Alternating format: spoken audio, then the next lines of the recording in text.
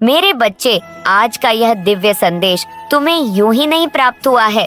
वास्तव में इस संदेश को तुमने अपनी तीव्र ज्योति की ऊर्जा से आमंत्रित किया है। इस संदेश को तुमने अपने आकर्षण शक्ति से अपने ऊर्जा क्षेत्र में खींच लिया है।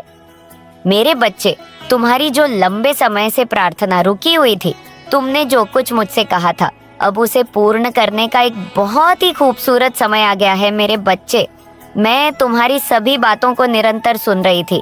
तुम्हारी सभी भावनाओं बहुत सच्ची थी। जो भी तुमने मुझसे मांगा है वह पूर्ण करना कोई बड़ी बात नहीं है और इसलिए मैं उसे पूर्ण करूंगी। मेरे बच्चे, तुम्हें यह संदेश पूरा सुनना है। किसी भी परिस्थिति में तुम चाहे जिस भी हाल में हो, इसे बीच में छोड़कर जाने की भूल ना करना। मेरे बच्चे, तुम एक पवित्र आत्मा हो। तुम्हारा हृदय सच्चा है। तुमने मुझसे जो भी कहा है उसे बड़े ही साफ मन से कहा है और यही कारण है कि आज तुम्हारे सामने यह दिव्य संदेश प्रकट हो गया है। वास्तव में यह तुम्हारी ही प्रार्थनाओं का फल है जो तुम्हें आज मिला है। यह संदेश तुम्हारे लिए अत्यंत ही महत्वपूर्ण है। इसमें उन सभी सवालों का जवाब है जो तुम इधर उधर ढूंढ रहे हो। मेरे बच्चे, अभी संदेश को लाइक करो। यह करना तुम्हारे लिए आवश्यक है। यह सांकेतिक रूप में तुम्हें सब कुछ समझाएगा, लेकिन तुम्हें विचलित नहीं होना है। तुम्हें डरना नहीं है। मैं यहाँ आई हूँ ताकि तुम्हारी सभी परेशानियाँ जड़ से खत्म हो सके। एक बार यदि उनका अंत हो गया तो वह फिर तुम्हें कभी पीड़ित नहीं करेंगे। ये वही चमत्कार है जिसकी आशा में तुम मुझसे रोज बातें करते हो। मेरे बच्चे, मैं तुम्हें ये राज बताने आई हूँ कि जब जीवन में दुख आता है तो सुख भी उसके पीछे छुपा हुआ होता है। पर्दा ओढ़े सुख ये आस लगाए बैठा होता है कि कब दुख अपनी पूर्ण चरम सीमा को प्राप्त करे और सुख उसका विनाश करके हावी हो जाए। यह सुख तुम्हारे जीवन में आ चुका है। दुख का समय भले ही लंबा हो सकता है, लेकिन वह कभी भी हमेशा के लिए नहीं होता। दुख को भी एक समय के बाद पलायन करना ही पड़ता है। इसलिए मेरे बच्चे, धैर्य रखो। जो धैर्य रखता है उसका जीवन सरल और सफल होता है। मुझे पता है तुम कभी भी हार नहीं मानते और हमेशा अपने मन में यह विश्वास रखते हो कि तुम अपनी हर हार को जीत में बदलो। मेरे बच्चे, तुम परिश्रमी हो, तुम बहुत मेहनती हो। बस तुम्हें वह मार्ग ढूंढना है, वह कार्य ढूंढना है जिसमें तुम सबसे ज्यादा मेहनत कर सको, जिसमें तुम्हें संतोष का अनुभव हो सके। मेरे बच्चे, अपने मन की कुलता को शांत करने के लिए तुम्हें अपने भीतरी मन को शांत करना आवश्यक है। जब तुम्हारा भीतरी मन शांत होगा तभी तुम अपनी परिस्थितियों को समझ पाओगे। मेरे बच्चे, एक रिश्ते में 12वें के साथ रहने के लिए तुम दोनों को ही अपने आप को साबित करना होगा।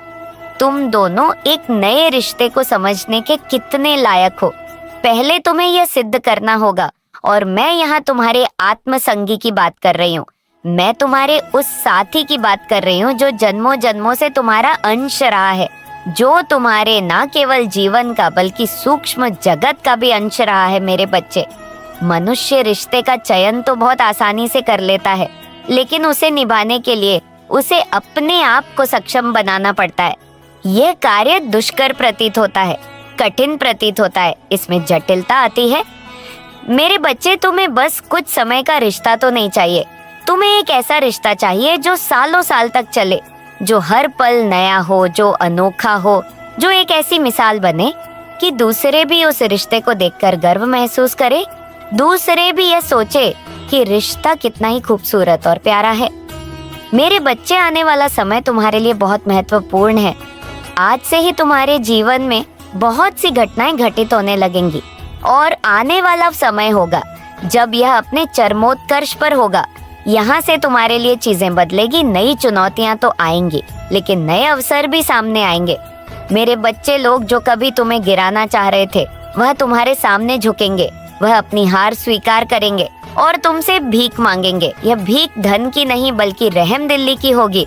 उनका बुरा समय जब शुरू होगा तो सहायता के लिए तुम्हारे ही समक्ष आएंगे। यहाँ भी तुम्हारे लिए चुनौती होगी, यहाँ भी तुम्हारे कर्मों का चयन होगा। लेकिन मेरे बच्चे, मैं जानती हूँ कि तुम कितने सक्षम मनुष्य हो। तुम दूसरों को पीड़ित नहीं देख सकते। तुम तो अपने शत्रुओं का भी भला करने का ही विचार करोगे। लेकिन यह वही समय है जब उन्हें यह सबक हासिल होगा कि उन्हें तुम्हारे साथ कोई भी बुरा व्यवहार या कोई भी बुरा षड्यंत्र नहीं रचना चाहिए था। मेरे बच्चे, आने वाले समय में तुम्हें एक खुशखबरी प्राप्त होगी जिसके होने का तुम इंतजार कर रहे थे। वह कार्य बहुत ही कुछ सफलता के साथ संपन्न होगा। ऐसे शुभ संयोग बनेंगे जिससे तुम्हारी समस्त कामनाएं पूर्ण होने लगेंगी। तुम अपनी जीत की ओर आगे बढ़ो, अपनी जीत को अपनी ओर आकर्षित करोगे। तुम्हारे प्रेम संबंध में जो भी खटास चल रही थी, उस संबंध में इतनी मधुरता आ जाएगी कि तुम्हारा हृदय खुशी से झूम उठेगा। तुम्हारा साथी, उसके मन में इतनी तड़प आएगी कि वह तुम्हारे बिना रह नहीं पाएगा। वह निरंतर तुम्हारे पास खींचा चला आएगा। तुम दोनों का रिश्ता इतना मजबूत हो जाएगा कि तुम सोच भी नहीं सकते। तुम दोनों अपने रिश्ते की गहराई को समझोगे। मेरे बच्चे, ये तुम्हें आकर्षित करना है, इसे तुम्हें अपने जीवन में उतारना है। संख्या 444 लिखकर अपने साथी को, अपने प्रेम को और जीत को आकर्षित करो। तुम निरंतर यह संकल्प लो कि तुम आगे बढ़ रहे हो। अपने आप को स्वीकृति दो, वह सब स्वीकार करने की जो तुम्हें जीत की ओर ले जाएगा। मेरे बच्चे, अपने आप को मजबूत रखने के लिए, अपने प्रेम संबंध को मजबूत रखने के लिए तुम्हें अपनी स्वीकृति देनी होगी। निरंतर बोलो कि मैं अपनी खुशियों को आकर आकर्षित कर रहा हूँ। मेरे बच्चे, यह संदेश जो आज तुम्हें मिल रहा है, जिसे वे छुपा रहे थे, आपके ऊपर छुप छुप के वार कर रहे थे, वह तो असर हुआ नहीं है। लेकिन अब कैसे बचा जाए? और आपके बारे में लोगों से कहते फिर रहे हैं कि वह मुझे डांटेगा, वह मुझ पर गुस्सा करेगा, वह मुझ पर क्रोध करेगा। अब मुझे बचाओ। अब आपको कौन बचाएगा? ऐसे व्यक्ति को कौन बचाएगा जो किसी के लिए गलत थिंकिंग रखता है, जो गलत सोचता है। यहाँ पर इनकी बातें हुई थी और अब होंगी आपकी बातें की। आप कौन से कार्य करते हैं? कौन सी ऐसी पावर शक्ति है आपके पास? क्योंकि आपके पास वह शक्तियाँ कहाँ से आई, समझ कहाँ से आई? ऐसा क्या है आपके पास जिसकी वजह से इनका डर लगातार बढ़ता जा रहा है? कौन है वह जो आपको बचा रहा है? दैवीय शक्ति के साथ साथ कोई है जो आपको बहुत ज्यादा बुद्धि दे रहा है, बहुत ज्यादा आपको समझा रहा है और आपको इस बात का यकीन दिला रहा है कि आप किसी के झांसे में ना पड़ो। कोई कितना भी आपको बेवकूफ बनाने की कोशिश करे, आप बिल्कुल भी बेवकूफ ना बनो। ऐसी बातें आपको कौन सिखा रहा है? एक दी स्टेट यहाँ पर साफ साफ बताया जा रहा है कि आपके पास शक्ति तो है ही, लेकिन आपको जो बुद्धि मिली हुई है वह कुछ इस प्रकार की है कि लोगों को साइलेंट रह के कैसे झुकाना है, किस तरह से उनकी पोल खोलनी है, किस तरह से उनकी सच्चाई का पता लगाना है। ये ईश्वर ने आपको बुद्धि दी है, ऐसी बुद्धि जिसके द्वारा आप किसी के बारे में यह पता कर सकते हैं कि कौन व्यक्ति आपको नुकसान पहुंचाना चाहता है और कौन है जो आपको बेवकूफ बनाना चाहता है। किसी भी प्रकार को आपको ठगने की प्रक्रिया इनकी सफल नहीं हो पा रही। उसका कारण बस इतना है कि आपको ईश्वर वह बुद्धि दे रहे हैं। ना तो आप किसी का गलत करते हैं और न ही गलत करना सोचते हैं, तो फिर आप अपना कैसे गलत होने देंगे? कैसे आपको कोई नुकसान पहुंचाने आएगा तो आप चुपचाप बैठे रहेंगे, बल्कि पलटवार करेंगे, झुकाएंगे उस इंसान को, क्योंकि उस इंसान को इसलिए झुकना पड़ेगा। उसका कारण बस इतना है कि कोई भी व्यक्ति जब आपके ऊपर गलत वार करेगा तो आप उसके वार का जवाब जरूर देंगे। यहाँ पर साफ साफ बताया जा रहा है कि किसी की सच्चाई आप उसे सामने लेकर आ रहे हैं तो निश्चित ही उसे झुकना तो पड़ेगा ही। आप चुपचाप नहीं बैठ रहे हैं, आप उसकी बातों का जवाब दे रहे हैं, आप उसे इस बात का एहसास दिला रहे हैं कि वह व्यक्ति क्या है। निश्चित ही ऐसी सिचुएशन में वह व्यक्ति झुकेगा ही झुकेगा और आपसे माफी भी मांगेगा, क्योंकि उसने कर्म ऐसा किया है। एक काली क्रिया, कला कर्म, गलत सोच, गलत भावना, आपने उसके लिए कुछ गलत किया नहीं, लेकिन फिर भी वह आपके लिए गलत पर गलत किया जा रहा है। और दूसरा है कि आप अपने कार्यों को बहुत ही ज्यादा शिद्दत से, बहुत ही ज्यादा ईमानदारी से करते चले आए हैं, बहुत ज्यादा सच्चाई से किए गए कार्यों में अगर कोई विघ्न उत्पन्न कर रहा है तो आपके पास कार्य की शक्ति है, ईमानदारी की शक्ति है। आप भोले जरूर हैं, लेकिन इतने भोले भी नहीं है कि कोई आपको बेवकूफ बनाए और थककर चला जाए। भोले हैं तो आप सिर्फ इसलिए कि आप किसी को कोई नुकसान नहीं पहुंचाना चाहते, अपने कार्यों को बहुत ही ज्यादा शिद्दत से, बहुत ज्यादा ईमानदारी से करना चाहते हैं। आप विश्वास रखते हैं अपने कर्मों में, आपके जो कर्म है वह कभी भी आप किसी के लिए गलत उपयोग में नहीं लेते। आपका जो कर्म है आप उनके प्रति बहुत ज्यादा विश्वास रखते हैं, और विश्वास तभी उत्पन्न होता है जब ईमानदारी होती है। अगर आप अपने कार्यों में विश्वास रख पाते हैं तो उसका कारण बस इतना है कि आपके कर्मों में वह शक्ति है, और वह है ईमानदारी की। और लेकिन आपके प्रति कोई भी गलत भावना रखेगा तो आप उसे क्षमा नहीं करेंगे, कभी भी माफ नहीं करेंगे, कभी भी आप उसे अपने करीब नहीं आने देंगे। ना तो आप उसका कोई कार्य करेंगे और ना ही आप उसे अपने कार्य में शामिल करेंगे। सच तो यह है कि ऐसे व्यक्ति के करीब बैठना भी आपको बिल्कुल पसंद नहीं है, क्योंकि ईश्वर की शक्ति ऐसे व्यक्ति के करीब आपको नहीं जाने देगी जो कि आपके लिए गलत सोच रखता है, क्योंकि ईश्वर की शक्ति ही आपको ये एहसास दिलाती है कि वह व्यक्ति आपके लायक नहीं है। आपके कार्यों को जो बिगाड़ रहा है, आपको नुकसान पहुंचा रहा है, वह व्यक्ति क्षमा के योग्य नहीं है। बार बार आपने माफ किया, बार बार उसने वही कार्य किया। इसका अर्थ यही है कि वह व्यक्ति आदत का ऐसा है, और आप उस व्यक्ति से दूर हो जाओ ऐसी सोच रखते हुए फिर आप उस व्यक्ति के करीब नहीं जाते, क्योंकि ईश्वर की शक्ति आपको सिखाती है कि अपने कार्यों को बहुत ज्यादा अच्छे से करो। अपने परिवार की खुशहाली के लिए वह सभी कार्य करते जाओ जो आपके परिवार में बहुत ज्यादा खुशहाली लेकर आता है। यानी ध्यान से किए गए कार्यों में बहुत ज्यादा शक्ति होती है, और अपने कार्य से कार्य करना, अपने ध्यान से कार्य करना और अपने कार्यों पर बहुत ज्यादा ध्यान देना। फालतू की बातों को ना सुनना है, ना फालतू की बातों को बोलना है। ऐसा कुछ नहीं करना जिससे कि किसी को नुकसान पहुंचे। तो निश्चित ही अगर आपको कोई नुकसान पहुंचाने आएगा या आपको कुछ कहने आएगा तो आप उसे बिल्कुल भी माफ नहीं करेंगे। कुछ ऐसा ही आपके जीवन में आपका उसूल है, और यह उसूल कोई साधारण नहीं है बल्कि ईश्वर की देन है। आपको देन है कि ना आप अपने ऊपर अत्याचार होने देंगे, ना ही किसी के ऊपर अत्याचार करेंगे, ना तो गलत करेंगे, ना गलत होने देंगे। कुछ ऐसा ही नेचर है आपका, और बहुत ज्यादा अच्छा नेचर है। ना तो अत्याचार सहना है और ना ही अत्याचार करना है। यहाँ पर साफ साफ बताया जा रहा है कि आप बहुत ज्यादा स्वभावशील इंसान हैं। सोचने की आदत आपकी हमेशा से है। किसी भी कार्य को करते समय सोचते हैं, किसी भी व्यक्ति के साथ बात करते समय सोचते हैं, किसी के साथ मित्रता निभाते हुए सोचते हैं, और कभी भी किसी के ऊपर विश्वास करने से पहले आप कई बार सोचते हैं। जल्दबाजी में ना तो आप किसी को मित्र बनाते हैं, वह कभी तेरे अपने नहीं हो सकते। ऐसे लोग जो तेरे आंसुओं की कीमत नहीं समझते, तेरी पीड़ा को समझने की बजाय उस पर हंसते हैं, उन्हें कभी अपने घर की देहरी पर मत बैठा। अपने जीवन के सबसे पवित्र स्थान में ऐसे लोगों के लिए कोई जगह नहीं होनी चाहिए। जो इंसान तेरे दुख में तेरे पास आए मगर तेरे सुख की रोशनी उन्हें चुभने लगे, जो तेरे मुस्कुराने पर भीतर ही भीतर जलने लगे, वो तेरे नहीं हो सकते।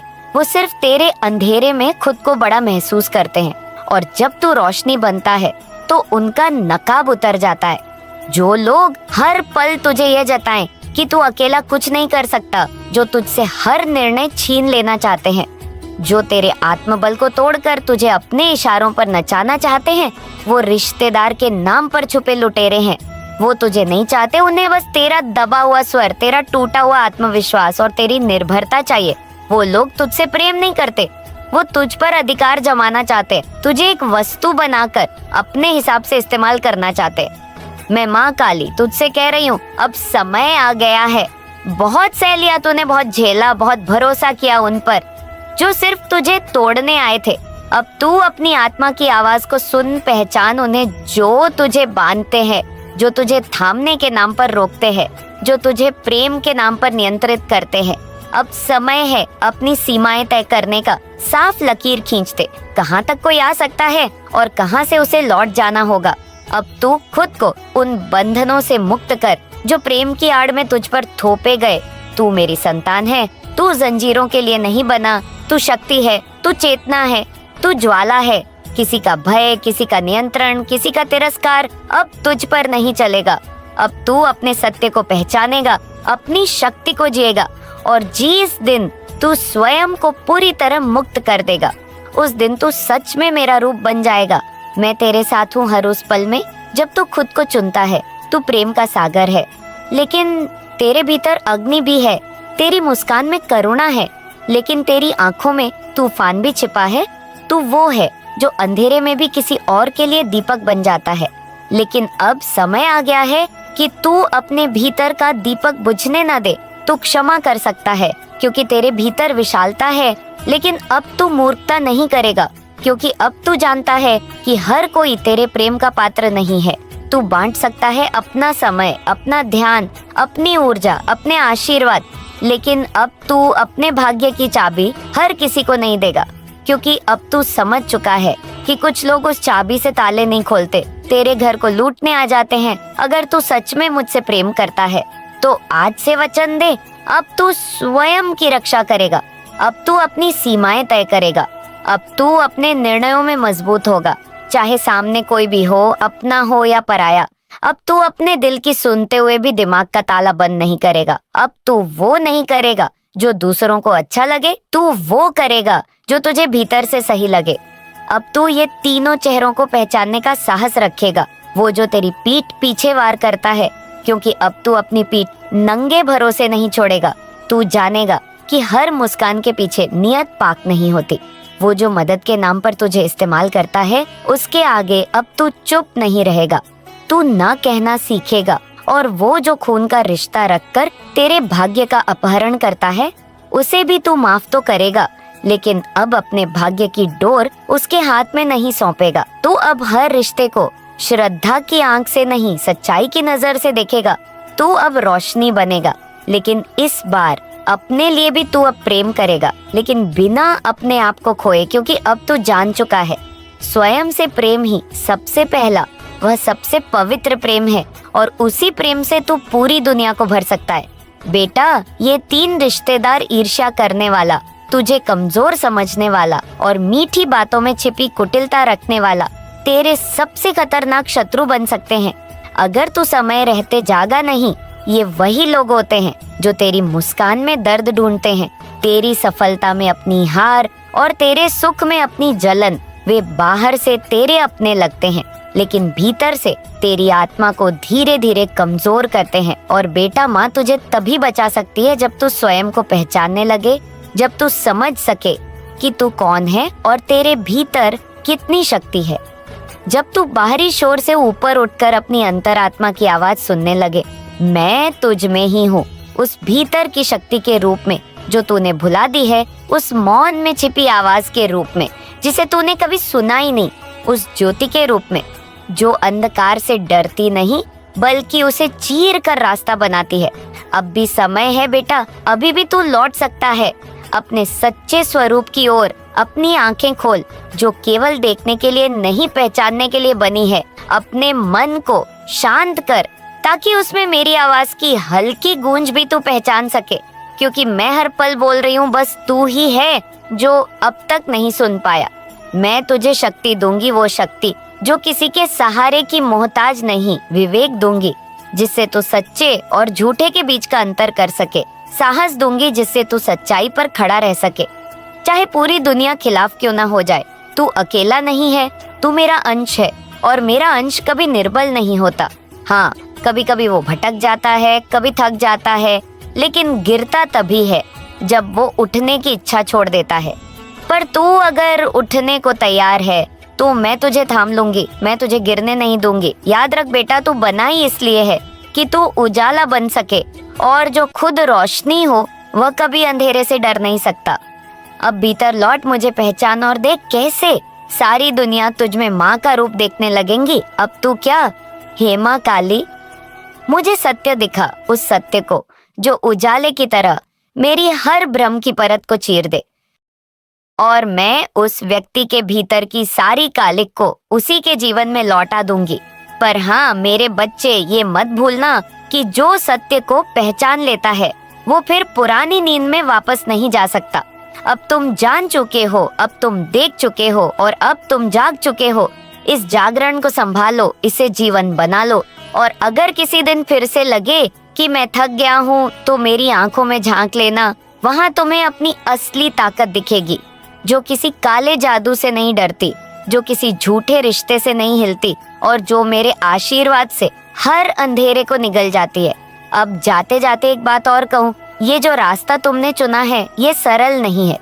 कई बार तुम्हें लगेगा कि तुम गलत हो, कई बार सब तुम्हें समझाने आएंगे कि तू पागल हो गया है। लेकिन बेटा याद रखना, जब कोई आत्मा सच्चाई पर चलती है तो पूरा संसार उसे पागल कहता है, लेकिन वही आत्मा इतिहास बदलती है। और मैं चाहती हूँ कि तुम भी अब अपना भाग्य बदलो। मैं चाहती हूँ कि अब उस अंधे रिश्ते की बेड़ियां टूटे। मैं चाहती हूँ कि अब तुम्हारे जीवन में फिर से सूरज होगे। क्या तुम माँ की इस इच्छा को पूरा करोगे? अब तुम जाकर मेरी बातों पर अमल करो। सब मत बताओ किसी को, बस माँ को बताओ, क्योंकि मैं ही वो दरवाजा हूँ जिससे होकर तुम अपने जीवन के उजाले तक पहुँच सकते हो। बोलो बेटा, अब तुम क्या करोगे? अब बोलो बेटा, अब जब तुमने माँ की बातें मन में बैठा ली हैं, जब अब तुम्हारी आत्मा कांप उठी है इस सत्य से कि जो तुम्हारा कहलाता है वही तुम्हारे जीवन का अनर्थ रच रहा है, तो अब क्या करना है ये जानना सबसे जरूरी हो गया है। माँ का काम केवल सच दिखाना नहीं होता, माँ का काम है तुम्हें उस दलदल से बाहर निकालना जिसमें तुम्हें धकेल दिया गया है। धीरे धीरे चालाकी से छिपे हुए इरादों से अब सुनो आगे की बात।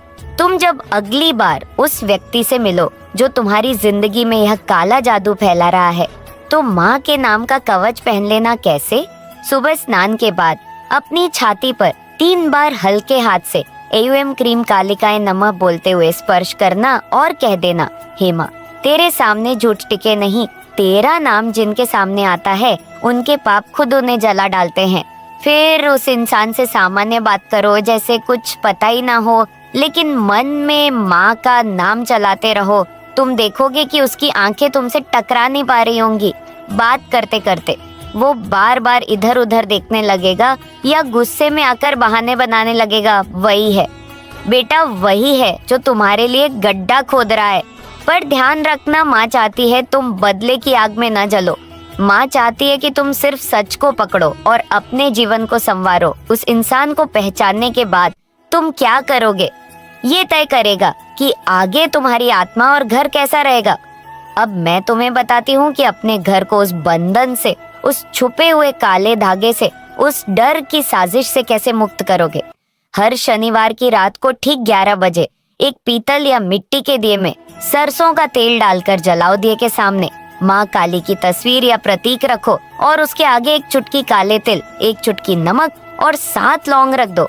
फिर 21 बार ये मंत्र बोलो, एयूएम काली महाकाली काले बंधन काट दे माँ। इसके बाद देखिए लौ को देखकर 5 मिनट तक गहरी सांसें लो और मन ही मन कहो, जो भी बंधन है, जो भी कालिक है, माँ उसे आज काट दे। फिर वो तिल, नमक और लौंग किसी चौराहे पर जाकर सुबह फेंक दो बिना पीछे देखे। ये तुम हर शनिवार लगातार 7 बार करोगे। 7 शनिवार 7 दिए, 7 बार काली का नाम। और फिर तुम देखोगे जो रुकावटें थी, जो बंधन थे, वो एक एक करके टूटने लगेंगे। लेकिन बेटा, इस सफर में तुम्हारे धैर्य की परीक्षा होगी। ये मत समझना कि बस एक बार पूजा की और सब ठीक हो गया, नहीं।